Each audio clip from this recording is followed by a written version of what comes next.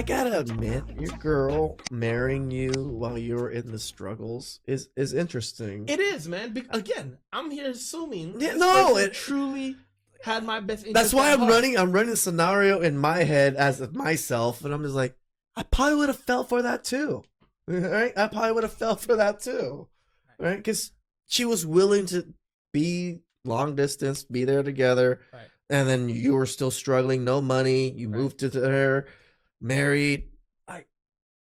It seems legit. It seemed legit. Yeah. But the signs were there.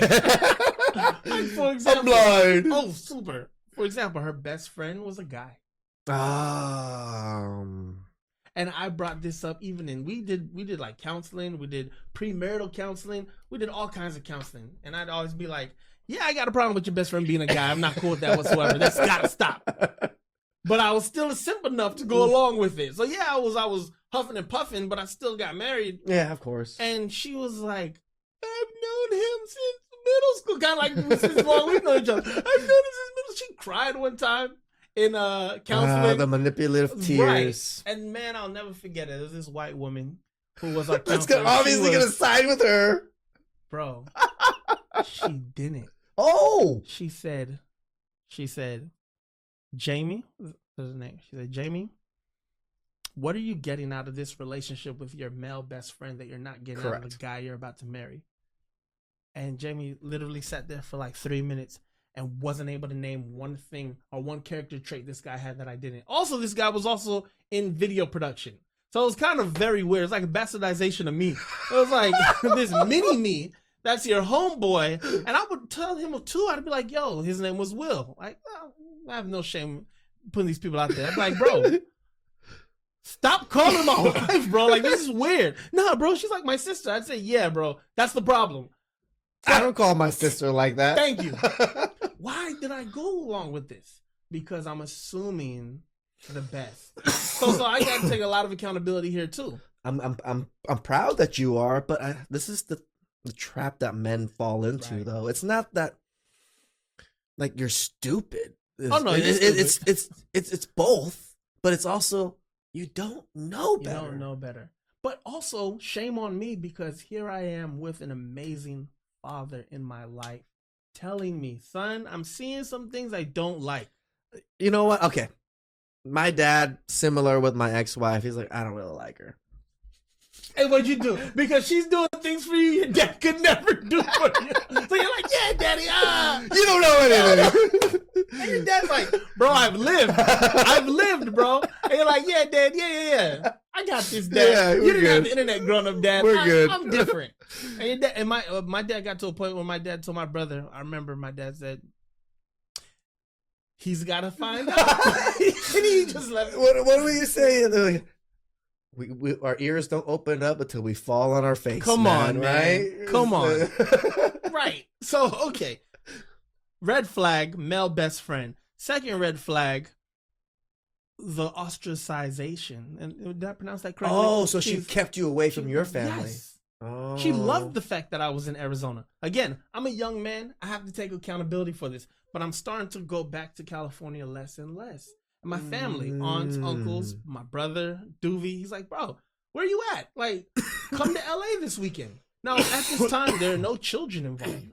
So it's not hard to go to LA as frequently as I was. Yeah. But, you know, no, babe, can we just not go to LA this weekend? Hey, babe, do you want to go hiking this weekend? Hey, babe. And again, I'm also making fun of myself. Guys, we can't blame the woman for everything. Yeah. I'm blaming myself also. Well, so there's ostracization. Then we get to the point where let's have a baby. Okay. We bought a house together. We had my daughter Autumn, our daughter Autumn. That was awesome. So Autumn is here now. Now her mom decides, wouldn't it be great if my mother lived out here? I said, nope, not at all. Where does her mother live? In Kentucky. Oh, okay. All of a sudden, my mom's retired and, you know, she wants to move to Arizona. All right. Let her move to Arizona. Is she a decent woman? Thought so. Okay. To this day, I'll tell you this. She's a great grandmother to our daughter. Okay. But she never held her daughter accountable for the treachery that she did. And she admitted to me, I know what my daughter's doing isn't cool. I'm like, well, then say something to her. Well, that is my daughter. Guys, young guys out there, family is always going to stick together. So don't expect your spouse's family members to say, hey, girl. To call her out on her bull.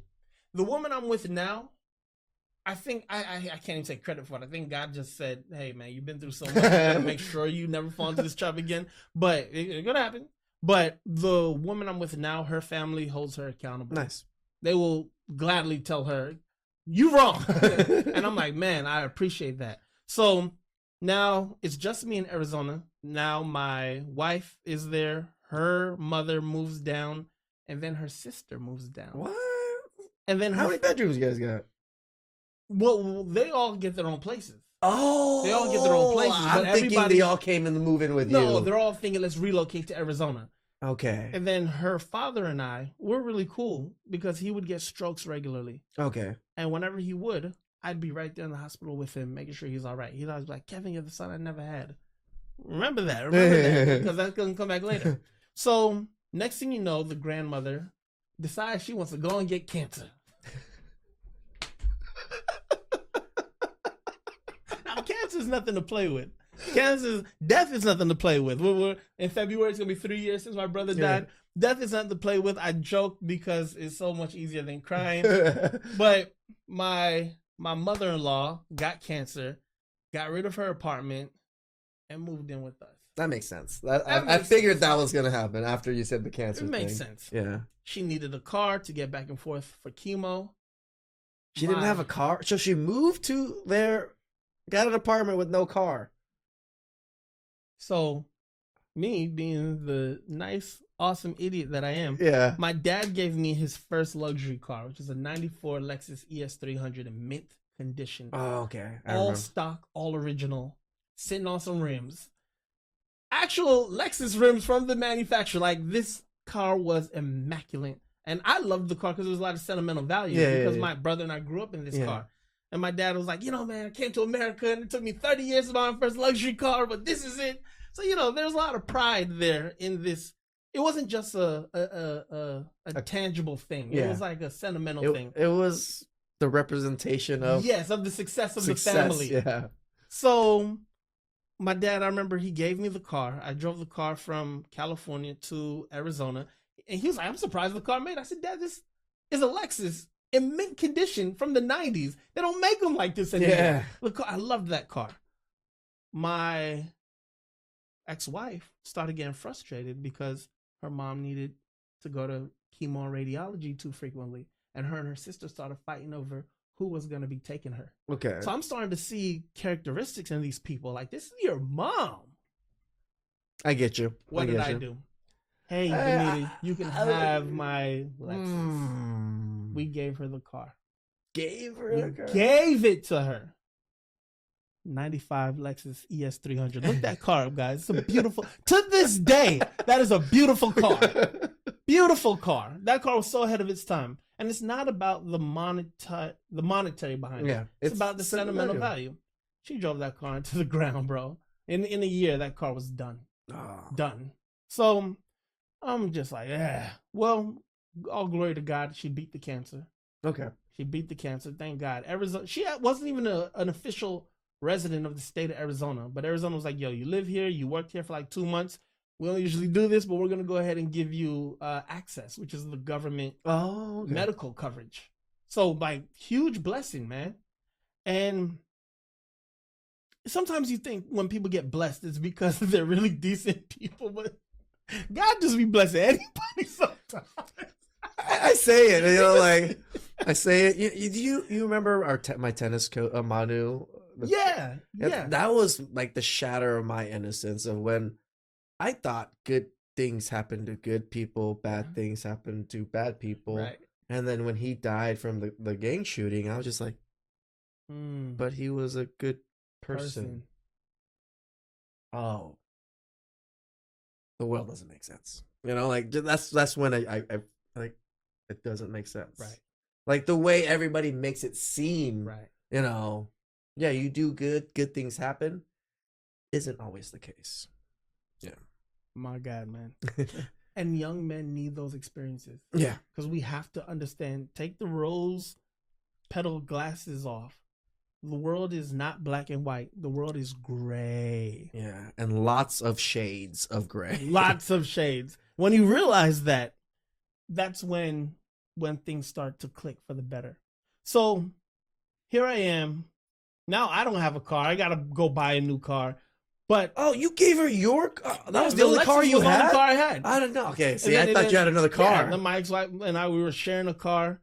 So during this era, during this time, my ex-wife's mother decides to go get her own apartment because now she gets assistance from the government. Because like, hey, you got cancer. The state of Arizona's going to take care of you. Shout out to the state of Arizona. It's a great state, to be honest with you. No, it's not bad. It's not bad. But now my ex-wife wakes up one day, literally, and says, I don't want to do this anymore. I said, do what? Where are we going? Do what? She said, I don't want to be married to you anymore. And I said, why? Wow.